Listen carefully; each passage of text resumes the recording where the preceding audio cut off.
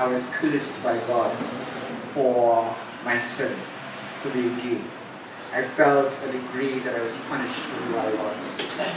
And so I had internalized the shame and fear and guilt that I carried for myself for many years. And I had no one and no outlet to talk to. And for years I did not do anything about my sickness. And so I almost died. I was at the death's door knocking, asking the door to open to let me in. I was that close to dying. And I found care by doing voluntary work with another organization. When I walked into the room and I saw a group of healthy, happy people, I thought to myself, wait, all of the HIV positive? And I said, yes, they all are. And that made me seek treatment. 20 plus years later, I'm standing here in front in Canada, in a strange country, a place that I never thought I would ever be. And it's amazing to be here.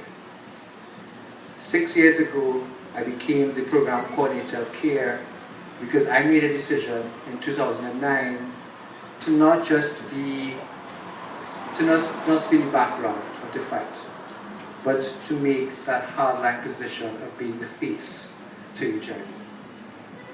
Because I knew in Trinidad that's what was needed. But I was aware that when I did it, I wasn't sure what was going to happen. So I ended my relationship with my one year relationship with my boyfriend because I was very scared of what would happen because of that public exposure. My family had to know, and everybody in my close circle had to find out. And that was a terrifying time for me. But it happened and it went on. Okay, over the last 2-3 years, we've been working with people living in HIV similar to back camp. But we've moved beyond just that. We work with other key populations.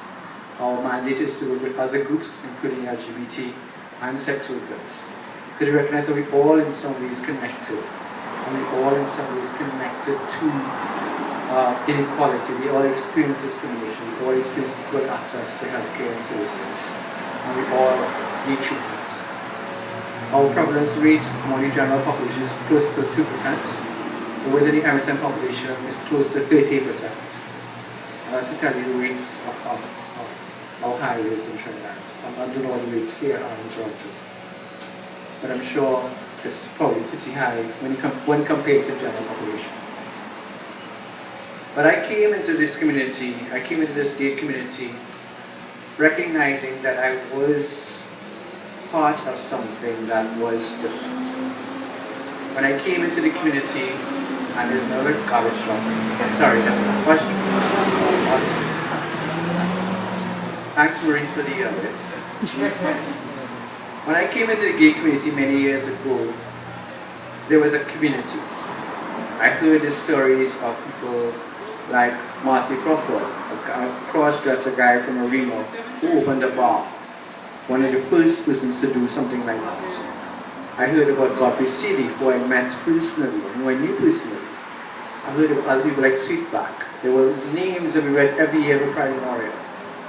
We all heard about. But I knew that I was able to enter this community, into this space that was safe back then, because they had paved the way for me to do so. That I might be able to stand here now and talk about who I am as a gay man is largely because of that foundation that was laid back then. And I recognize that. And I want to pay tribute to that. When I came into this community, there was a culture. There was a Pride Week. A week. And at Pride Week, there were workshops, and there were talk shops, and there were meetings. And that week, you found out who you were. And that week, I found out who I was. I understood that I was not alone in the struggle of coming to terms with my own identity. I understood that I was not alone in dealing with homophobia, but dealing with my own religious father, with a religious culture. I realized that I had support. There were shared stories, there were shared experiences. That Pride Week has since disappeared into a Pride Month of parties. As I was telling someone earlier, it's become commercialized now. There is no real community. But I think though that the tide of it is changing. The Pride Month this year, I was honored and privileged to be part of a Pride Month of activities, which included a drag king show for the very first time. We also created a Basima play, which was written and produced entirely by gay people, for gay people, with gay people, and with all gay. It was totally brilliant, and I was a cross-dressing person, and I had a lot of time. And it was about us, and it was us telling our stories. And I think that is what is important. We don't often get the opportunity to tell our stories. We hear the narratives from abroad who tell us who we are. And a lot of us come into this gay community, we're still trying to find ourselves in the other. Because there's no roadmap that tells you how to negotiate your gayness.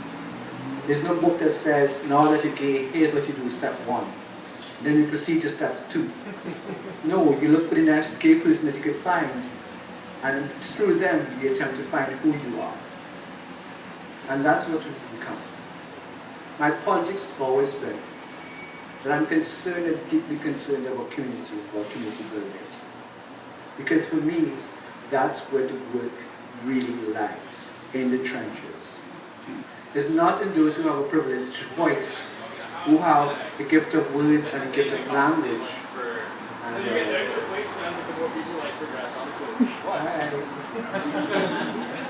It's not for those who have the gift of words and the gift of language, who can eloquently express things in different forms all over the world.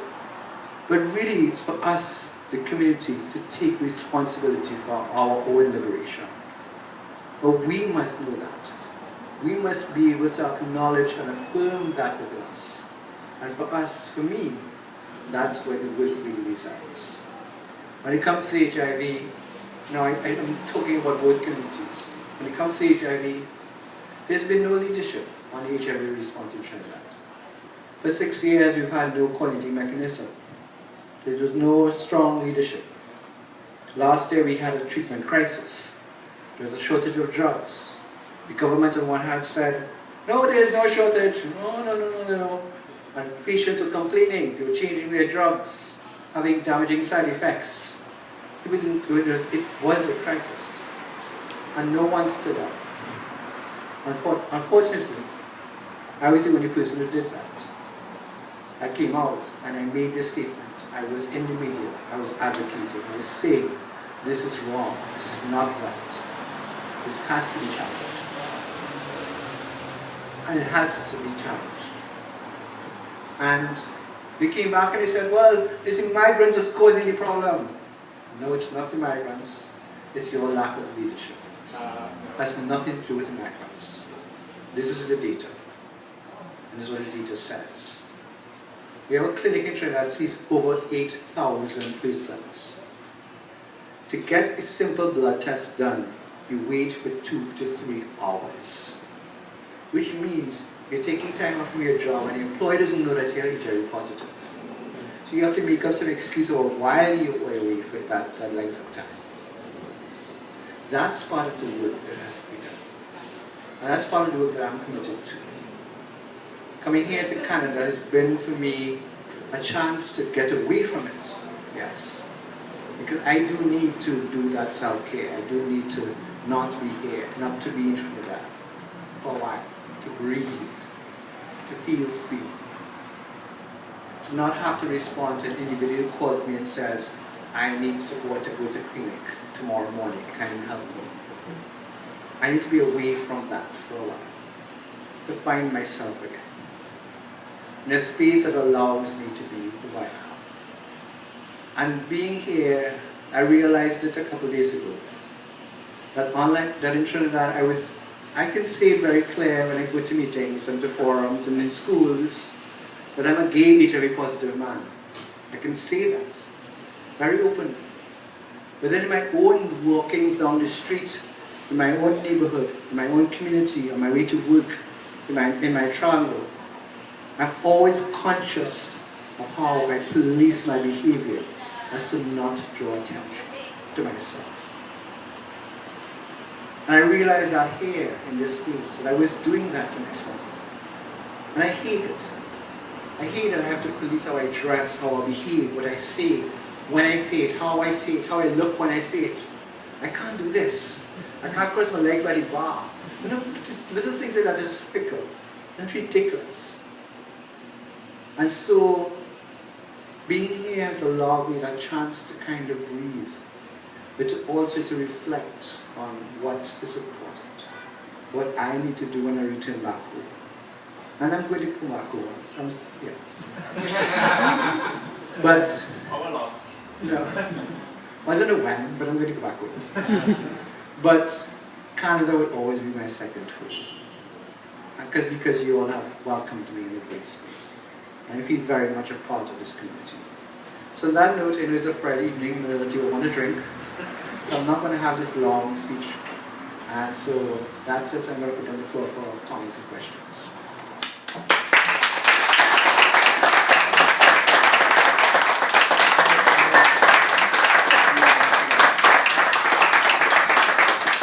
Now you see where we brought him, eh? Powerful, quiet, but powerful. Brought tears to my eyes the first time I heard him speak. I had known David for, when did we, boy? 2009. We met in 2009 and he was just beginning, and since then he's just blossomed and become, in his quiet way, even more powerful and passionate and committed. And so, as he said, we're going to open the floor to questions, if anybody has any